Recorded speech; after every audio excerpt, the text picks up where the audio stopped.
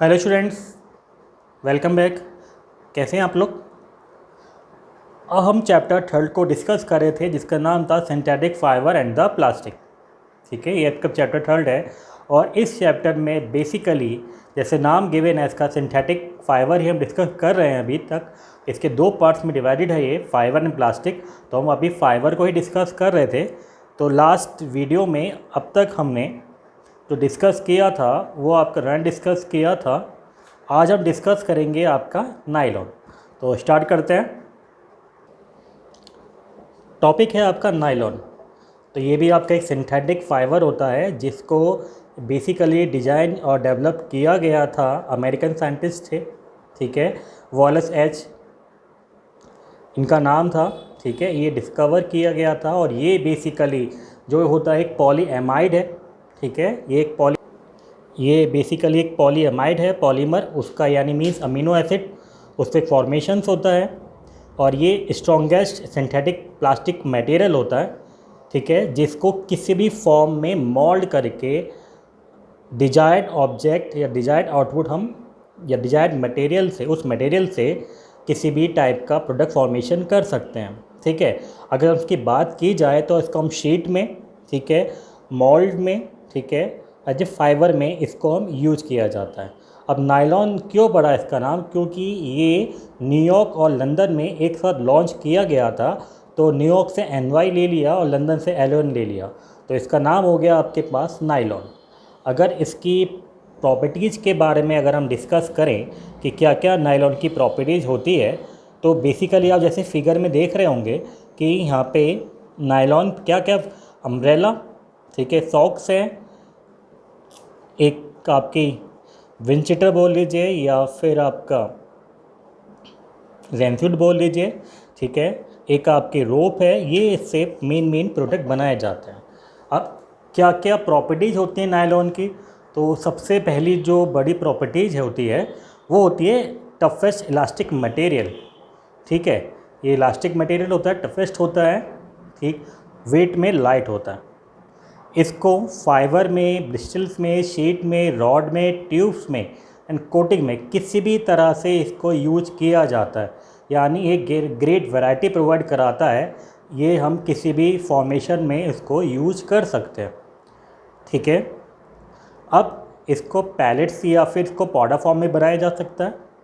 ये जो होता है आपका नायलॉन, ये ऑयल को, ग्रीस को, फंगस और अदर पैड्स को रेसिस्ट करता है। ठीक है, इस पर फ़र्क नहीं पड़ता। जो सबसे इम्पोर्टेंट पॉइंट है इसका वो होता है आपका टेंसाइल स्ट्रेंथ। ठीक है, टेंसाइल स्ट्रेंथ अच्छी खासी होती है, अच्छी टेंसाइल स्ट्रेंथ होती है जिससे स्ट्रेचेबल हो जाता है, बिना टूटे या बिना ब्रेक हुए अच्छा खासा ये स्ट्रेचेबल हो जाता है।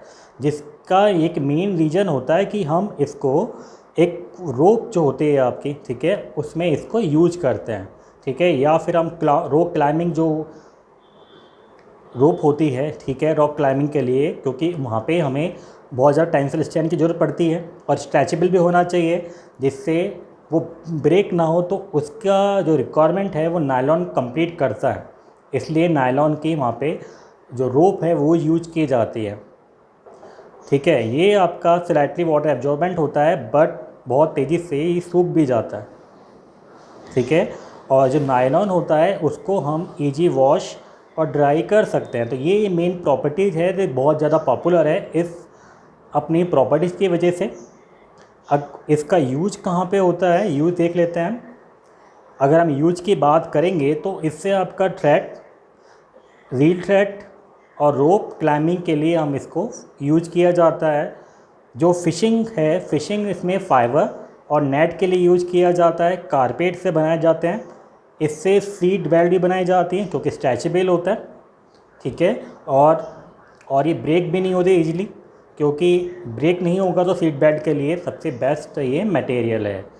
साड़ी भी बनाई जाती है, ठीक है, रेनकोट बनाए जाते हैं, अम्ब्रेला कवर बनाए जाते हैं। ठीक है, और अगर हम यूज करें तो निटिंग और वेविंग को फाइबर जो है आपका, जो फैब्रिक है उससे ये बना लिया जाता है। स्ट्रेचेबल होता है जिससे आपका सॉक्स बनाए जा सकते हैं, क्योंकि इसमें निटिंग भी हो सकती है और वेविंग भी हो सकती है आपकी। ठीक है, स्टॉकिंग्स, ट्रैक सूट और स्विमिंग वियर्स भी इससे बनाए जाते हैं। ठीक है, ये इसके यूजेज हैं अपनी प्रॉपर्टीज के बेसिस पे। फैब्रिक कन्वर्ट क्यों किया जा सकता है? क्योंकि निटिंग और वेविंग इसमें आसानी से हो सकती है। ठीक है, ये आपका था नायलॉन।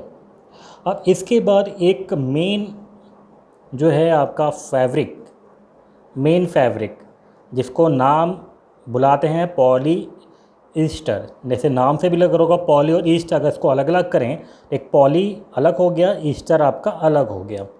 तो ये पॉलीस्टर बेसिकली एस्टरिफिकेशन कहलाता है जब हम अल्कोहल और ऑर्गेनिक एसिड को आपस में रिएक्ट करते हैं, ठीक है, तब जाके एक कंपाउंड फॉर्मेशन होता है जिसको बोला जाता है ईस्टर।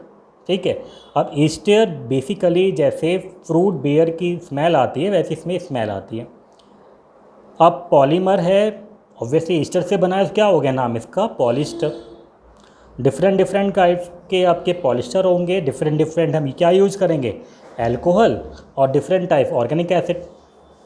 ठीक है, एक टाइम पे इसका जो ब्रांड नेम था वो टेरिलिन था। ठीक है, बहुत सारे इसके ब्रांड आते हैं, टेरिन आता है, डेकोरॉन आता है, लेकिन जो मेन है उसको पॉलिस्टर ही बोला जाता है क्योंकि ये ईस्टर से मिलके बना। ठीक है, ईस्टर बनाता है जब अल्कोहल और ऑर्गेनिक एसिड को हम आपस में रिएक्ट कराते हैं। इसकी मेन प्रॉपर्टीज़ क्या है? ठीक है, तो बेसिकली बहुत सारी जो प्रॉपर्टीज़ है वो पॉलिस्टर के नायलॉन से सेम है, बट इसमें जो मेन प्रॉपर्टी है वो टेंसल स्ट्रेंथ की है। इसकी जो टेंसल स्ट्रेंथ है, ठीक है, लेकिन जो टेंसल स्ट्रेंथ है थोड़ा सा नायलॉन से कम होती है। ठीक है, नायलॉन की थोड़ी ज़्यादा होती है और पॉलिस्टर की आपकी कम होती है, जिसकी वजह से इसको हम रोप वगैरह में ज़्यादा यूज नहीं करते। केवल सबसे प्रेफरेबल आइटम होता है अगर रोप बनाने के लिए हमें चाहिए तो नायलॉन। ठीक है, नायलॉन हमें चाहिए होता है। अब बेसिकली जो पॉलिस्टर है इसको सॉफ्ट फाइबर में बस बोल सकते हैं, जिससे आप निटिंग वूल, ठीक है, हार्ड शीट बना सकते हैं, ठीक है, डाइट ऑफ ग्लास बना सकते हैं। ठीक है, तो आप समझ रहे हैं यहाँ पे इसको इतना सॉफ्ट भी हो सकता है कि आप निटिंग वूल बना से, और हार्ड ऐसे हो सकता है कि आप ग्लास जैसे बना लें। अगर पॉलिस्टर फैब्रिक को अगर ब्लेंड किया जाता है कॉटन के साथ या वूल के साथ या सिल्क के साथ, तो क्या बन सकता है आपका? पॉलीकॉट, प्लाई वूल और पॉलीसिल्क।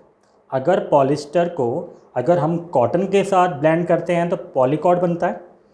अगर हम इसको वूल के साथ ब्लेंड का मतलब मिक्स होता है, ब्लेंड का मतलब होता है आपका मिक्स करते हैं तो पॉलीवूल बनता है। अगर सिल्क के साथ इसको मिक्स करेंगे तो ये पॉलीसिल्क बनेगा। ठीक है, तो सॉफ्ट रहेगा, वॉशेबल रहेगा और क्रीज रेसिस्टेंस रहेगा। ठीक है, तो ये प्रॉपर्टीज थी पॉलिस्टर की। कुछ प्रॉपर्टीज़ हैं, जैसे पॉलिस्टर टफ होता है, लाइट वेट होता है, हाईली इलास्टिक होता है। ठीक है, पॉलिस्टर को जब वार्म प्रेस किया जाता है तो ये परमानेंट क्रीज में कन्वर्ट हो जाता है, यानी क्रीज की परमानेंट हो जाती है। ये वॉशेबल भी है, ड्राई बहुत तेज़ी से हो जाता है, श्रिंक नहीं होता, ठीक है, और अपनी शेप को लूज नहीं करता है। ये पैड्स और केमिकल से भी रेसिस्टेंट होता है, यानी इस पर कोई ज़्यादा इफेक्ट नहीं पड़ता है। अगर हम बात करेंगे कि पॉलिस्टर का यूज क्या क्या है, तो ऑब्वियसली पॉलिस्टर का हम क्लॉथ बनाते हैं। सबसे पहले तो हम क्लॉथ बनाते हैं, ठीक है, जो बेसिकली शर्टिंग, शूटिंग, साड़ी और में यूज किया जाता है। ठीक है, अगर इसको फाइबर ग्लास के साथ मिक्स किया जाए मोल्डिंग के लिए तो आपका हम हेलमेट बना सकते हैं इससे। ठीक है, प्रोटेक्टिव शीट्स बना सकते हैं। ठीक, इस मैग्नेटिक्स बना सकते हैं, ऑडियो और वीडियो कैसेट्स बना सकते हैं। ठीक है, तो ये मेन पॉइंट्स से यूज़ था पॉलिस्टर का। ठीक, तो नेक्स्ट वीडियो में हम बात करेंगे नेक्स्ट टॉपिक के साथ।